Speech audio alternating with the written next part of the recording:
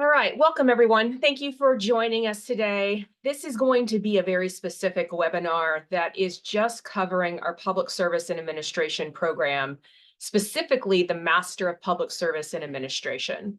So I'm going to cover quite a bit of information. The agenda today is for me to cover the degree and all the supporting events with that.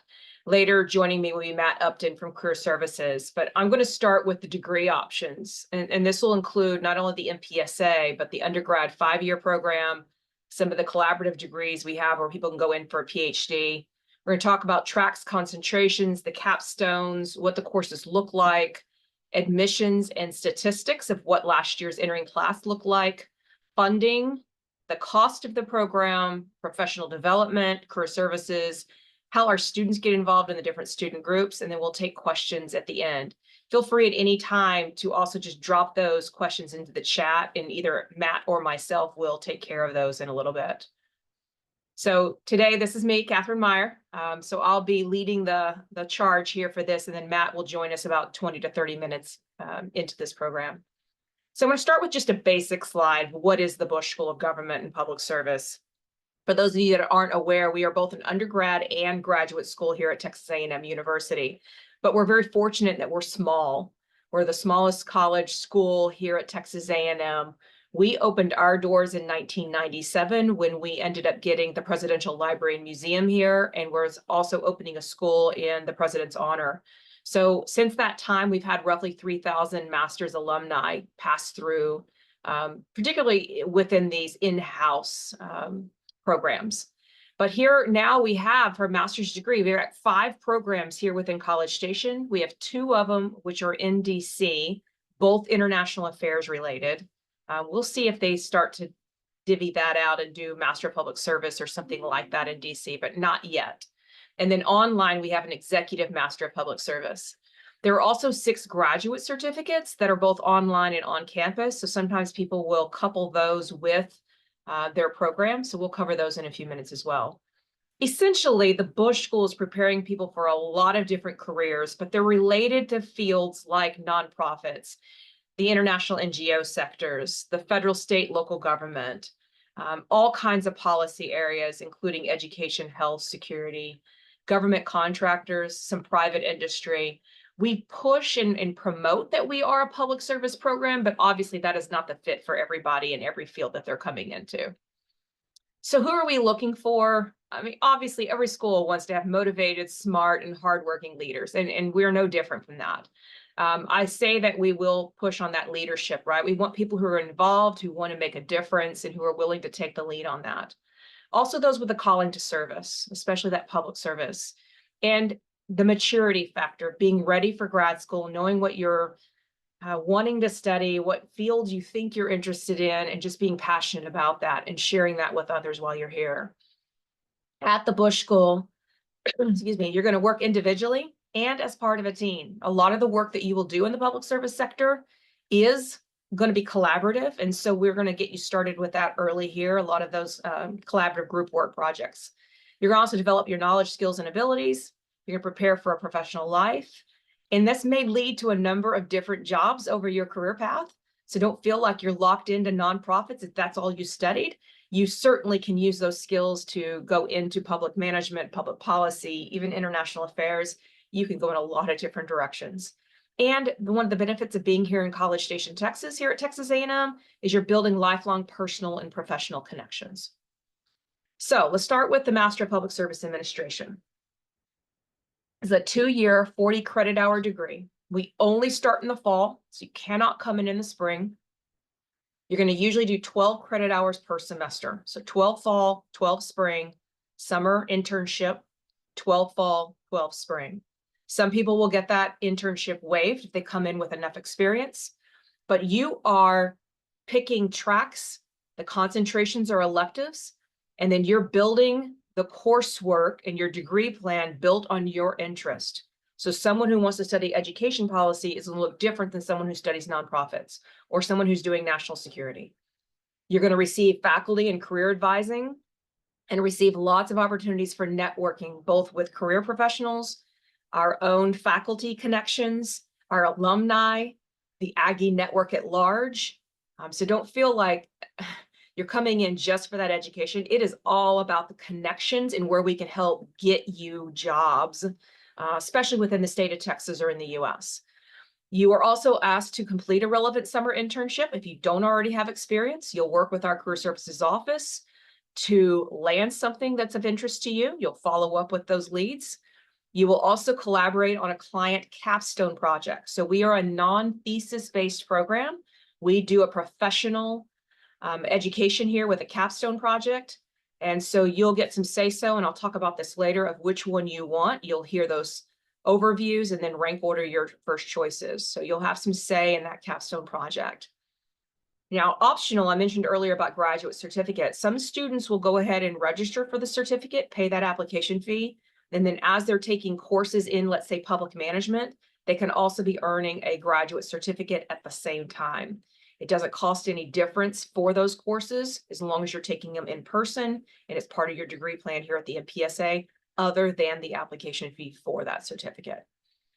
Now, the flexibility of this is because you guys have the program for the Public Service Administration has an executive master of public service that's online.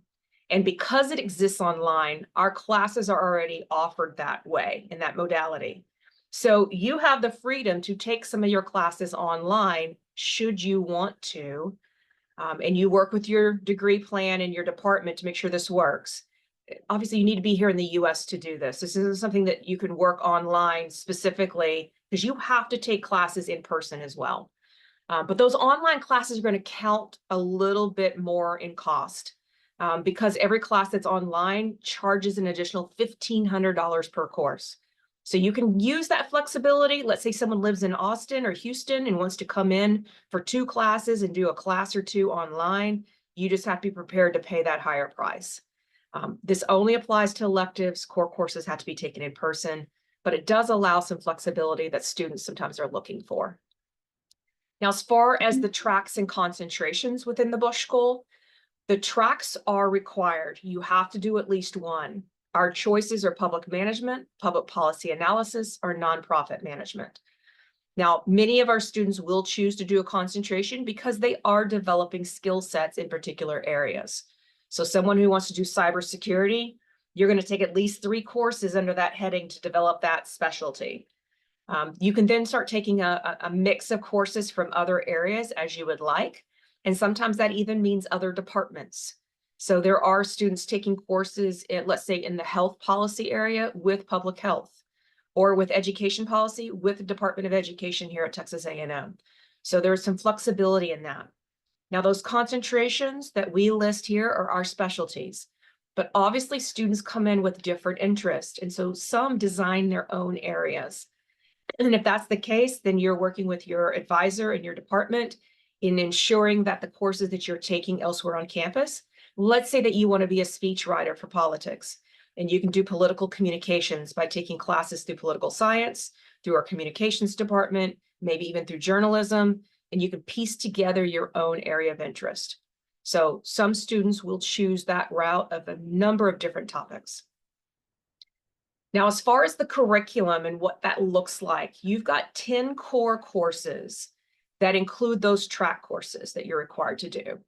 And then you have 6 electives to build out your specialties. So again, usually students will do at least 1 specialty, sometimes 2. But here, the semester 1, it shows you those 4 courses. There is no really substituting those in unless you already come with a background in a class, and you can get that course waived, but then you will substitute it with another elective. So you're still going to be 48 credit hours no matter what. You cannot have used those courses for undergrad or a grad program already. They have to be unused in order to count for us. But most students, when they're coming in, they're taking just our classes, by and large. Now, in the second semester, in the spring when you're here, you're going to start taking your track areas. So there's 1 track requirement and 1 elective, in addition to that public policy and quant methods too. In the summer, you will then complete a professional internship. Unless you have usually around that 5-year mark or more, sometimes you can get that waived. That professional internship, you're working with our career services staff. to see what the leads are and follow up, or use your own networks, use our alumni, use your faculty.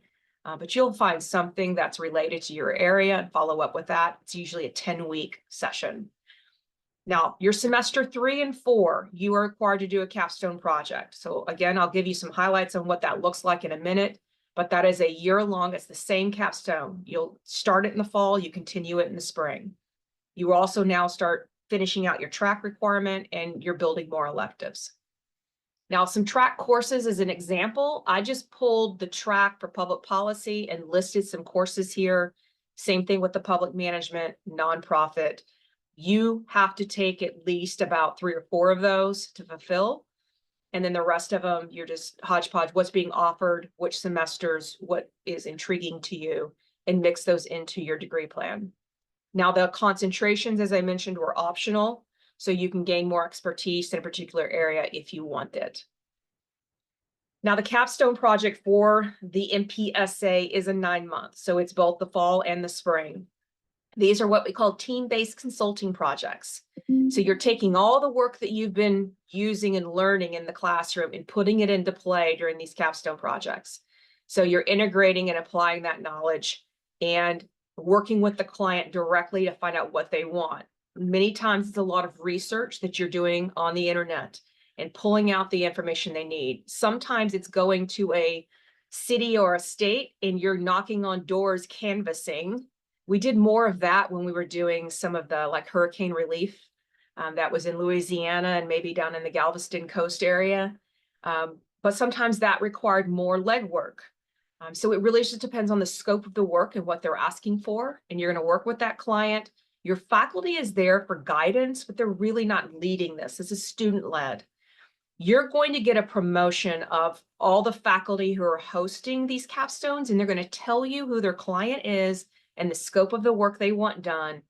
And you will then get to rank order your interest. Now, I'll tell you, most times people are picking the capstones based on the similarity to what their interest area is. So if it's nonprofits, they stay with nonprofit. But sometimes people venture out and do something different.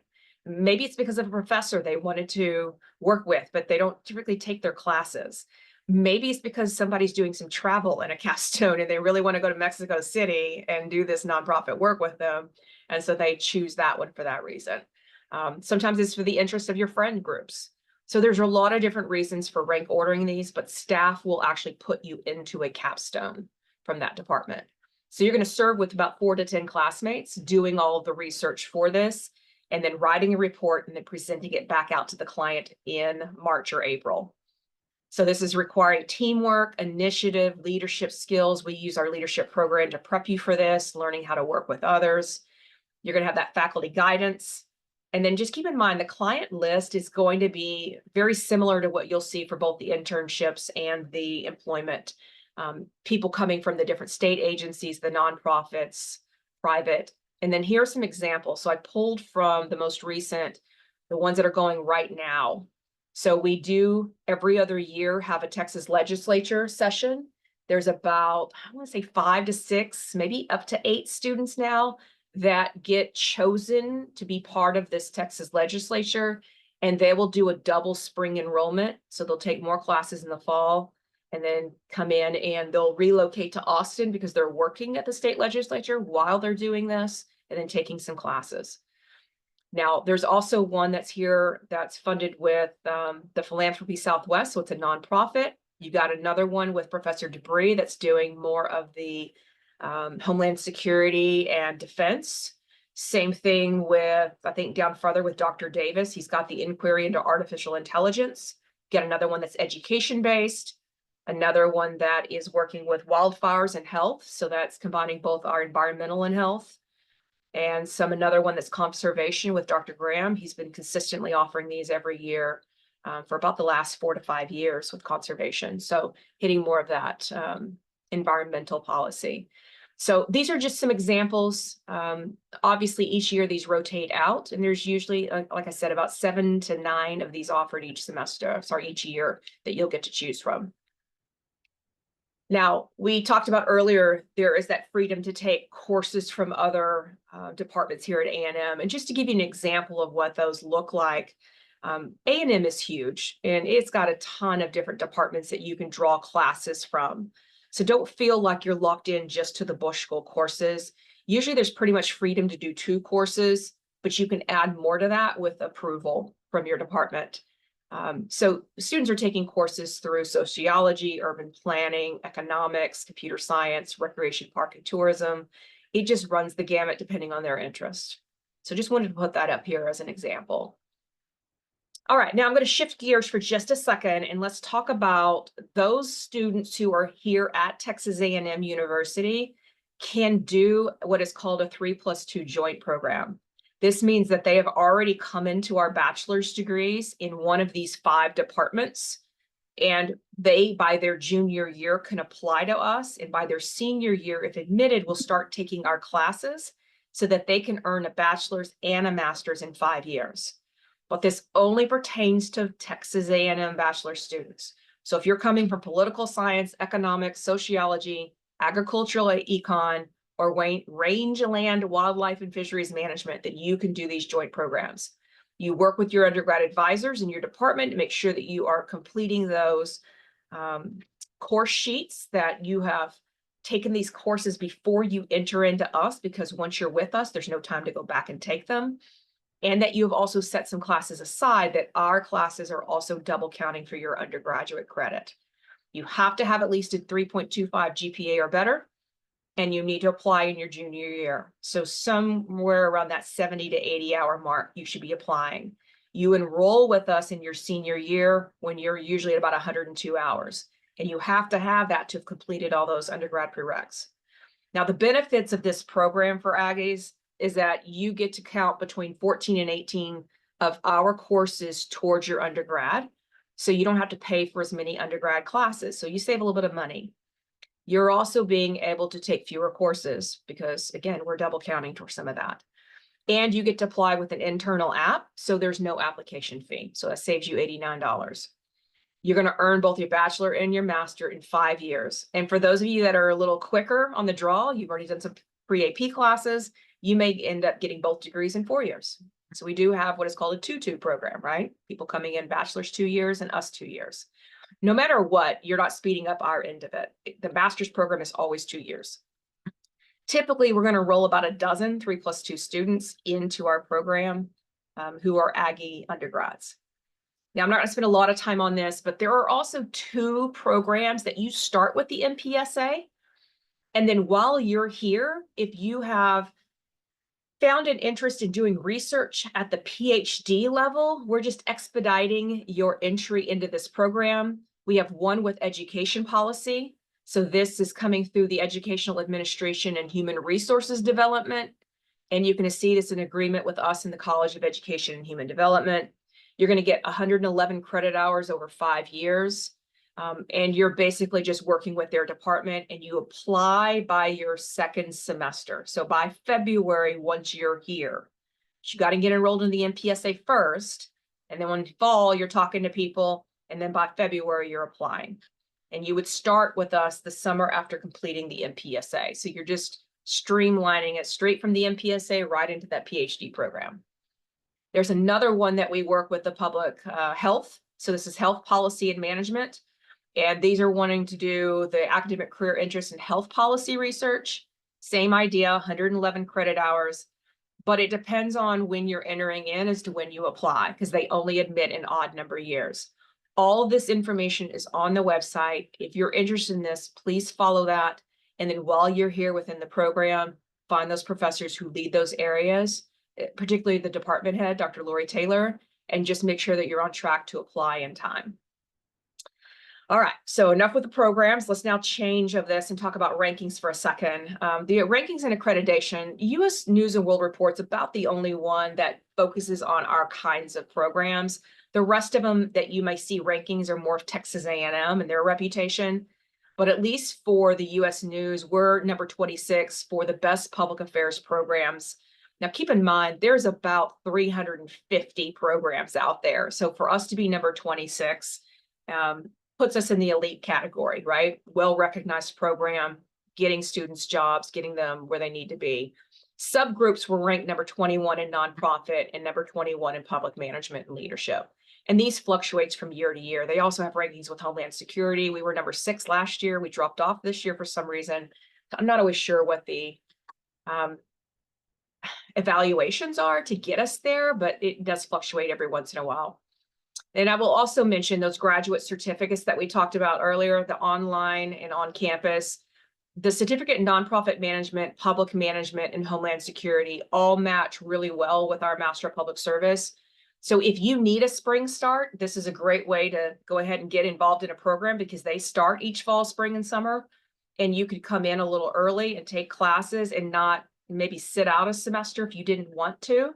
And then you could just roll these classes into our MPSA because up to 4 to 5 of these classes will also double count into the master's program. I said that wrong. 4 classes max, not 5. Homeland Security is 5 classes to take, but you can only count 4 towards the master's. So just keep in mind that those are an option. And if we have some Texas A&M seniors on here, if you find out you've got some room to fit in a certificate because you don't need to take more than your 12 hours or 6 hours to graduate, you could throw in a graduate certificate course and you can save it for graduate credit. It would then count towards the master's degree. The online EMPSA is our other one, and it is the Executive Master of Public Service. It has the similar tracks with nonprofit public management, but they now add Homeland Security as a track instead of a concentration. And these are people who already have 5 years of professional work experience with 3 with a management position. So I'm not going to cover this much because they are completely different than what I'm going to cover with the public service. This is run through our Bush School Office of Extended Education. So if you are looking for an online degree, then this Bush School Online at tamu.edu is who you need to connect with. All right, let's go back to our Master of Public Service that I work with directly, that you guys are mostly here for. Application requirements, a GradCast app.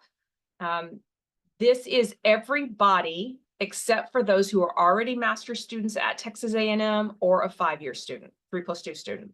You guys have internal apps. Everyone else has to go through GradCast. The app fee for that is $89 domestic, $114 international. And no, I don't have application fee waivers for anyone who attends this event. I have to pay Texas A&M for anyone that I waive. And so we have very, very few options for that.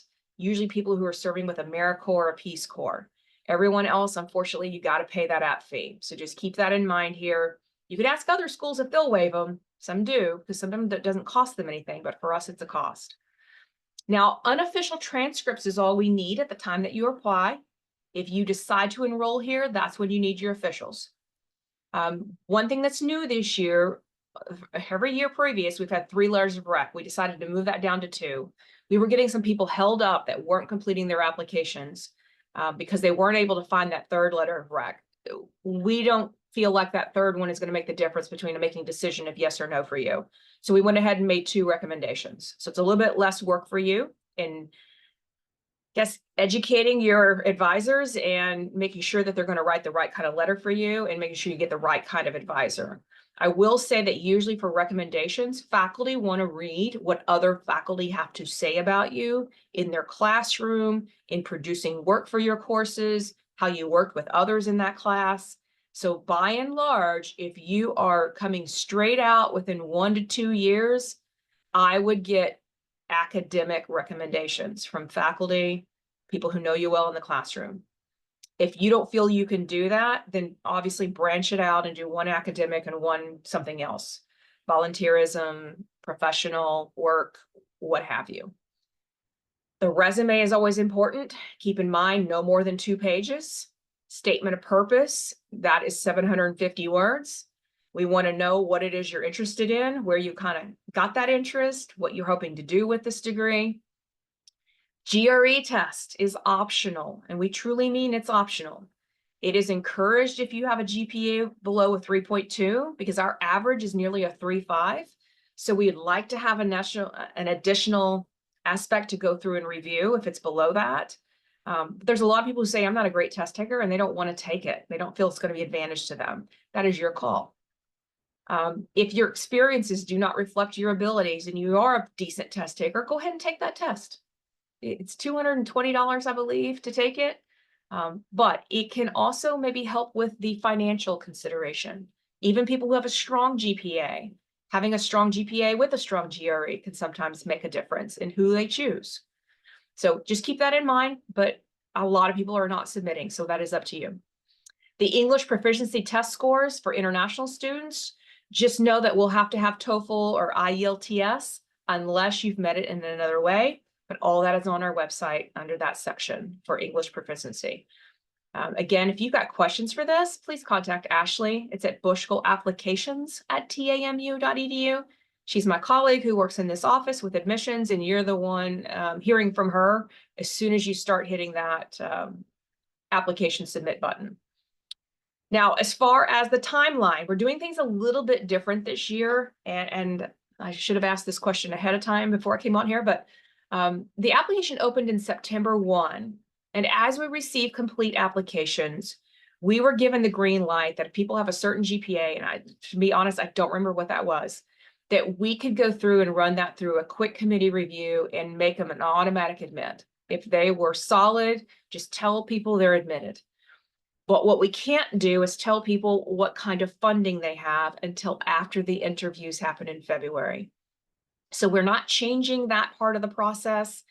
We're still going through and reviewing applications with faculty, usually in January, making invitations to interview that happen usually in February. And then we're going to make decisions the end of February, early March. And you will know if your funding amount and what that's going to be by that February, March timeline. So this year, our application priority deadline is December 15th. That's the one we push. We really want to get these files done over the holiday and get ready for faculty reviews the first part of January. If you wait until January 10th, it's not a killer for that. You're still funding considered. It's just there's some that we had to get nominated earlier. That all that paperwork has to be gathered together, and it just takes us a couple of weeks to do it, and you may miss some of those opportunities. But most people are going to be applying for those Bush School scholarships, and so those are still going to be applicable even at that January 10th deadline. But February is when we take care of those interviews. If you're looking at coming to the interview conference weekend, that is going to be Valentine's Day, February 14th and 15th of this year.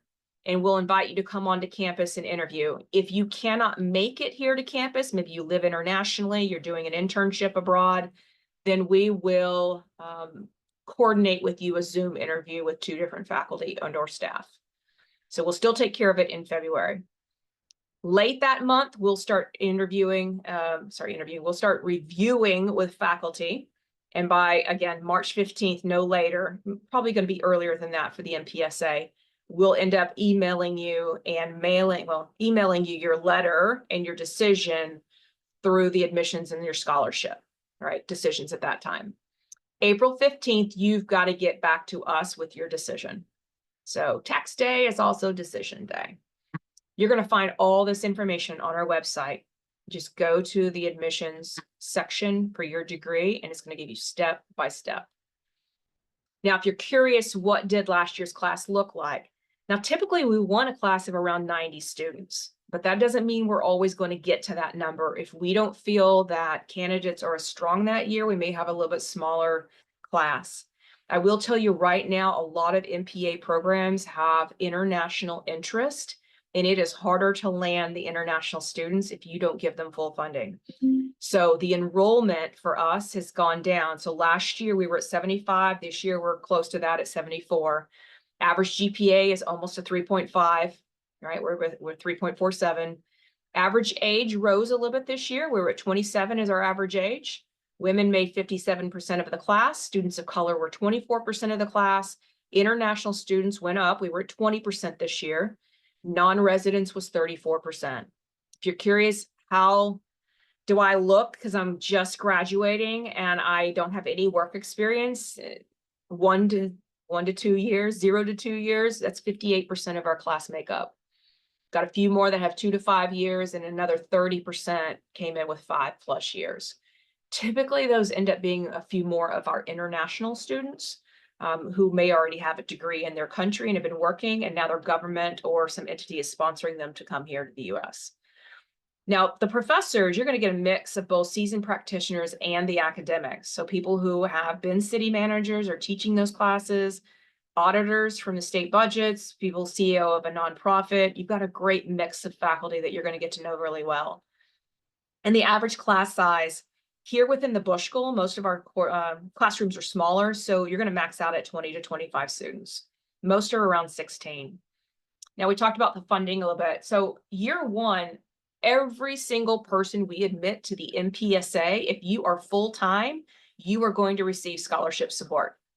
Now, how much you get is basically compared to the rest of the applicant pool that year. If you are non-Texan, so if you're coming from out of state or you're an international student, you will also receive an application tuition waiver, non-resident tuition waiver. I said that wrong, non-resident tuition waiver.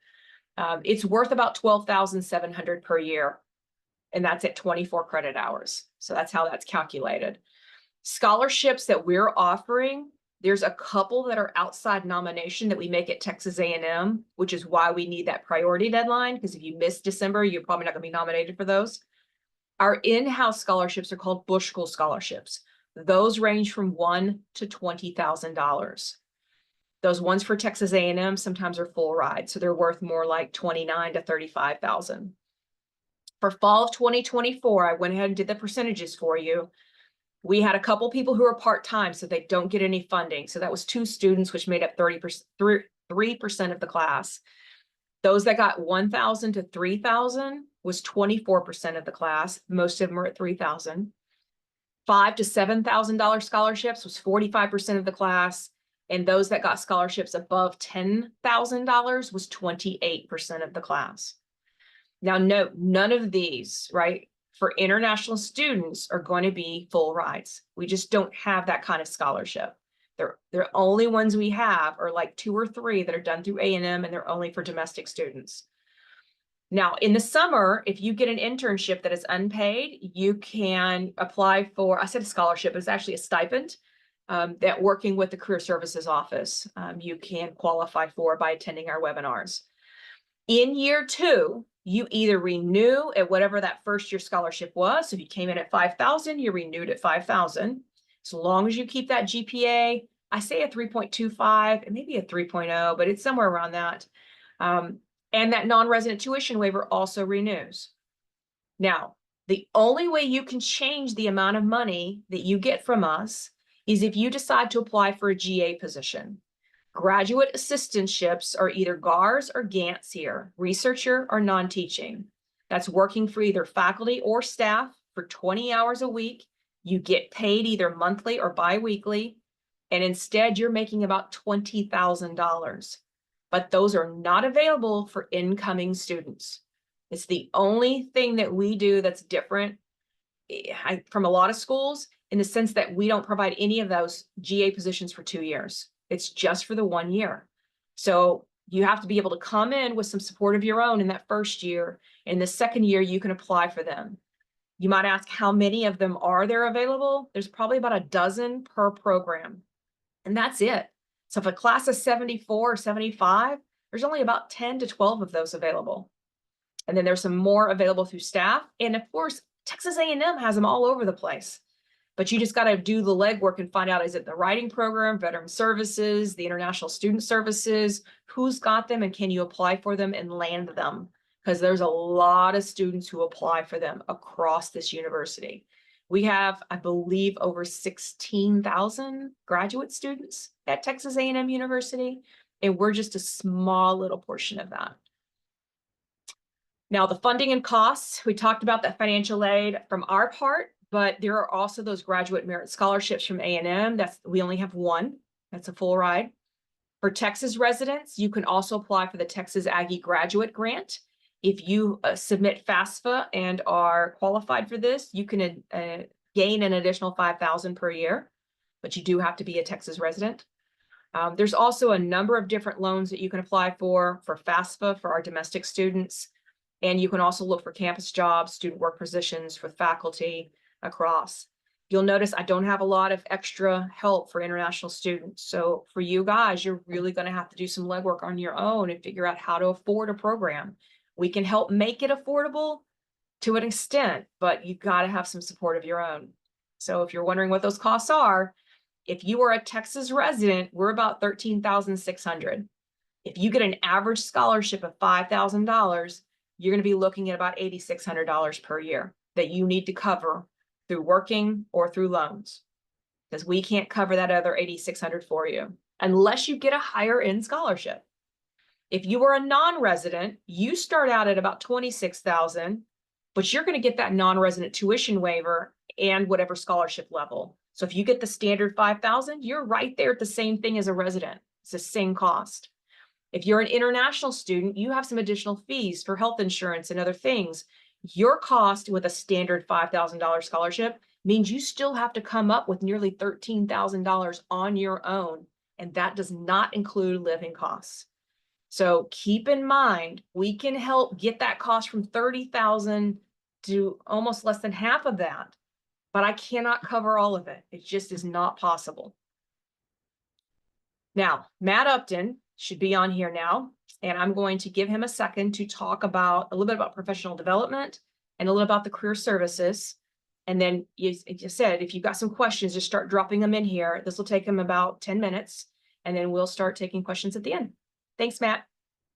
Great. Thanks, Catherine. Howdy, everybody. Glad to have you all on here today. I see some in Texas and some other places, so we're glad to see you all here. So our area, in addition to the work that Catherine and Ashley do in recruiting and admissions, we have a team of staff members who provide additional resources for you, for your professional development. And we're always looking for ways to enhance the professional development that we offer to our students. And so we really do pride ourselves on knowing our students and working closely with you. The first thing I'll tell you about is our public service leadership program. We have a leadership program run by Holly Kasperbauer. She's actually running a workshop right now for our current students. We offer both Myers-Briggs type indicator personality assessment and Strengths Finder. And so she offers those assessments that you can complete as a student. And then she offers follow-up workshops to cover how that information, knowing what your personality type is, knowing what your strengths are, how does that impact how you work with others in the program? How does that impact the work that you'll be doing with teammates and coworkers down the road? And so it really is about understanding more about yourself and knowing who you are as an individual, as you are as a professional, so that you can begin to develop a leadership plan. And that's another thing she works with you on, is developing an individual leadership plan to think about, where do I want to go in the future? One key component of that is your ability to write. And so we also have a writing program that offers what's called the Medal of Excellence, where you create an e-portfolio of your writing work that you can share with employers. You don't have to publish it for external review, but you can. It's a great way to demonstrate to a potential employer what you bring to the table when it comes to your written communication skills. It also gives you a chance to do some reflections and some additional self-assessment. So the writing program, as part of that Medal of Excellence, you complete a series of workshops and complete the e-portfolio. And then you also complete all of Ms. Kasperbauer's leadership development programs. Combining those two things, if you do that within your 2 years here, you can apply for and receive the Medal of Excellence, which is actually a really nice, like almost like Olympic type medal that you can wear at graduation. And again, it just demonstrates that you are engaged in professional development. We do have a number of speakers that come into our programs, either through the academic programs or through our research institutes and centers. We bring in a number of former students to speak about their experiences. And then we have a whole career services area as well. And I'll talk a little bit more about that. We have a couple of staff members, plus myself, who work in career services. I started here in career services at the Bush School 21 years ago, and then have continued to add to our staff members who are helping with that.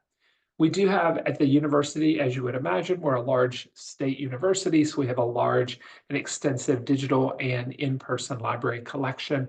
Also have extensive interlibrary loan access, document delivery, all types of things. And that's just our academic library. We're also fortunate that we have the presidential library right next door with all of the archives for President Bush. So sometimes our students will use those archives to conduct research and to support what our faculty are doing, sometimes what our research institutes are doing. For those of you that are interested in additional international experience, whether you've traveled internationally before or not, or you wish that you would have, you just didn't quite get to it in your undergraduate program, we do have study abroad programs. Those are offered each year, typically in May, but occasionally we'll have one that goes out in December. Some of the ones we've had in the past are to Greece, Israel, Germany, Italy, Lebanon, Hungary, and more. We also have our capstone project. I'll jump ahead to that part because that sometimes may be working for an international client. And if you are working for an international client, you may get to travel with your capstone team. That's during your second year, replaces our master's thesis, what most people think of as a master's thesis, working with a team of 6 to 8 of your classmates, working with a faculty member, and working for a real world client. That could be anyone from the local Habitat for Humanity to the US Department of State to a local city or state government throughout the country. And then we do have reciprocal exchange programs. Right now we have one with Swansea University, which is in Wales. And there are obviously ones, the pandemic kind of threw a kink in most reciprocal exchange plans.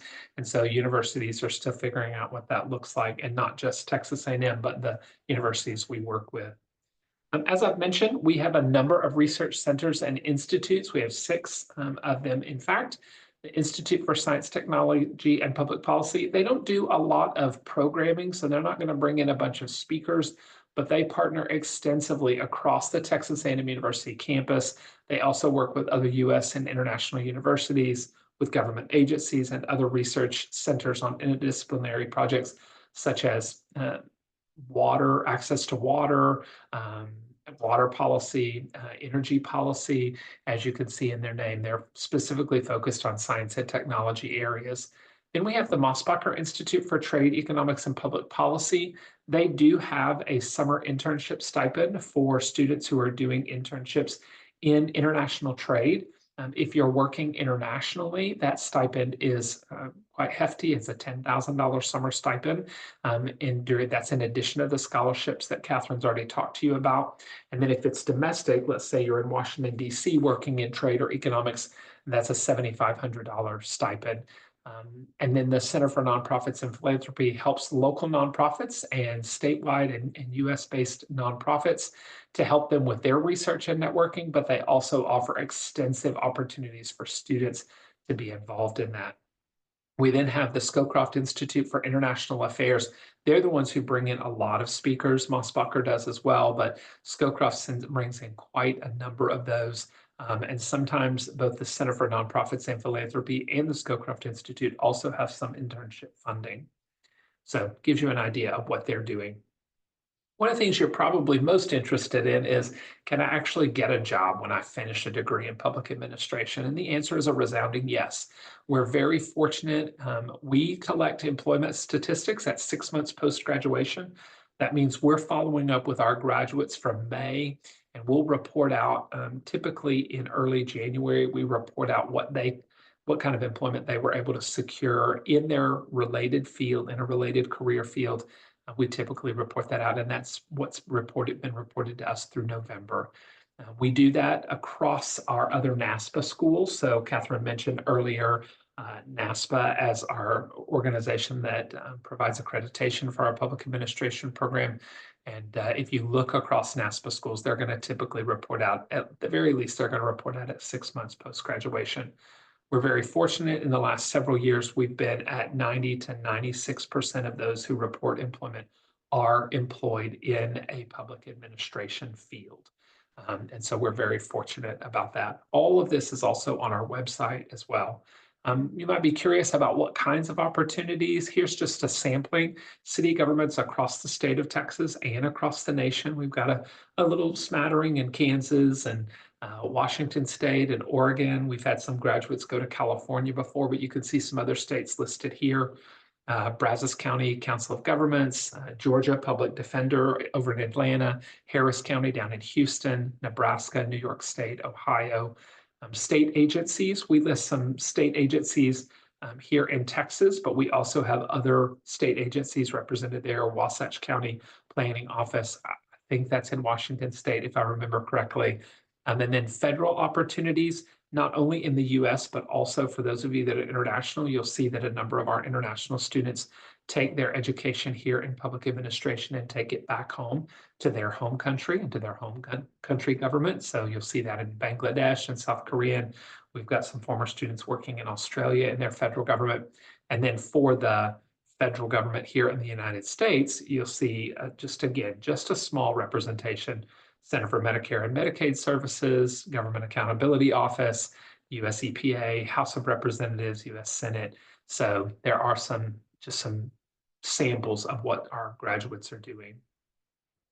Nonprofits, you can see again, we talked about some of these a few minutes ago, and I mentioned the local Habitat for Humanity, but you'll also see other ones spread throughout the US, American Cancer Society, Eurasia Foundation, Houston Food Bank. We've had people work for Samaritan's Purse, an international nonprofit, the Posse Foundation, UN World Food Program, and then private sector as well.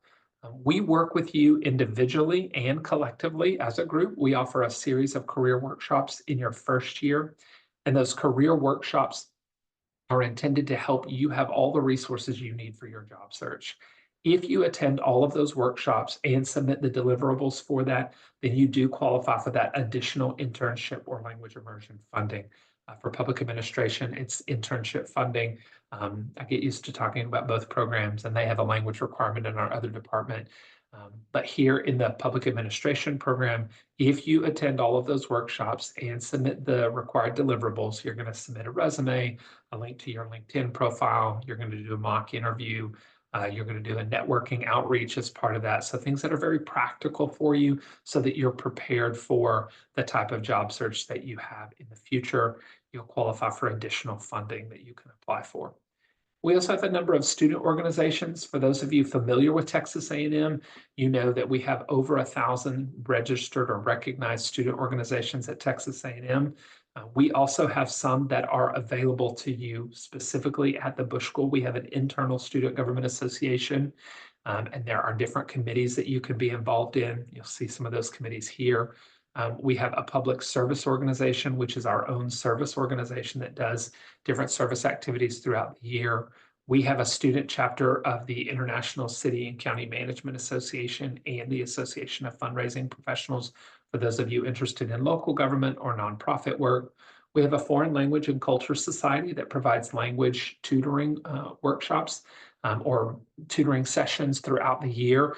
As a public administration student, although you're not required to pass a language exam like the international affairs graduates are, you can attend those. Those are open to you as a student. We have an ambassadors council. They serve as our representatives and as our hosts for all of the different speaking events, conferences, those types of things. That's an application that you go through, and then it's a selective process for that. If you want to be involved in intramurals and athletics, we do have active students who are involved in all of those things. And then, as I've mentioned, if you can't find something that's specific to the Bush School, Texas A&M University likely offers you some organization that you'll be happy in. I'll turn it back over to Catherine, but I'm going to be on here. So if you have questions about career services or student services, student development, student leadership, please feel free to let me know. I'm happy to answer them. And I'm just going to conclude with the fact that I have listed on the chat some of the job titles that we put in a lot more detail on the individual class sheets. So the class of 2023 is available on the website, and it does list the kinds of titles people have. So I've listed some of those on the chat. If you're curious of some of the other ones, you can always reach out to me at Bush School Admissions, and I'm happy to share that with you as well. But with this, I'm going to at least conclude the recording part of this. And so if someone does have an ability just to unmute and want to ask the question, we don't have to have that recorded. So again, if you've got some questions here, go ahead and throw them in the chat questions. I'm going to go ahead and stop the recording. But I appreciate all of you for being here today and asking, some questions in the chat. I appreciate those. But at any time, there are some other events that are coming up with some other webinars. So I'll be sending you the reminders and the links for those. The links are all the same. They don't change. So thank you guys for joining us today. Stay on if you want to ask some questions.